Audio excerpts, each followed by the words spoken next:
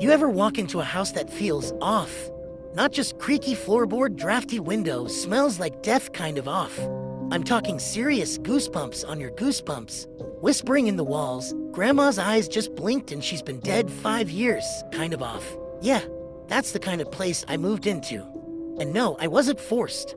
I chose this nightmare shack. Why? Because I'm cheap. And apparently allergic to good decisions. It started when I found this listing online. Charming vintage Victorian, needs TLC, no HOA, no questions asked, $200 month. $200. That should have been the first red flag, but broke me. I thought, what a steal. Spoiler alert, it was a steal of my sanity. I moved in on a Tuesday because, ghosts rest on Mondays. Union rules or whatever. The house sat at the very edge of town, in a place locals called Hollow's End, which sounds exactly as welcoming as a pit full of rattlesnakes and unpaid parking tickets. It was one of those houses that looked like it was always frowning.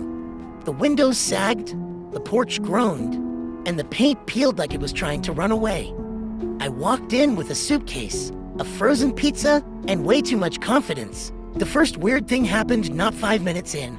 I set my bag down and heard this low woo sound, kind of like a dying whale if the whale had asthma and emotional trauma. I turned around, and there it was, hovering, transparent, floaty, a ghost, wearing what looked like a powdered wig, a colonial vest, and the most offended expression I've ever seen on a dead person.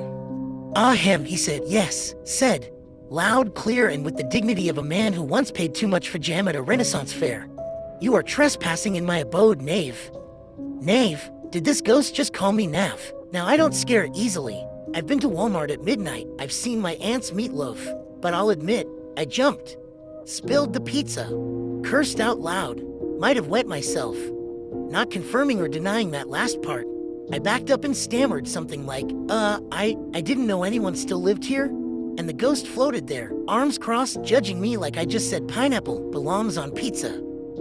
"I haunt here," he said. "I am Sir Reginald Thistlewick III, former owner, war veteran, and certified haunter of this household." And then he sneezed. A ghost sneezed. His powdered wig poofed sideways and everything. It was the most unscary thing I'd ever seen. I stared at him, and before I could stop myself, I laughed. Not a chuckle, not a polite giggle.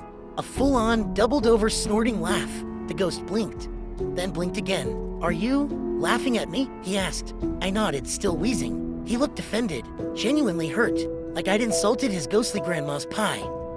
"Senior," he said, "I have terrified generations. I have made grown men weep. I once made a bishop flee naked into the snow. And you laugh?" I wiped my eyes and said, "Look, Reginald, can I call you Reggie?" He gasped like I'd slapped him with a fish. "No, you may not." "Cool, Reggie, so here's the deal. I'm broke. You're bored. I think we can work something out." And that, dear listener, is how I began living with a ghost. A ghost who was apparently suffering a crisis of confidence. Because as it turned out, Sir Reginald couldn't scare for crap.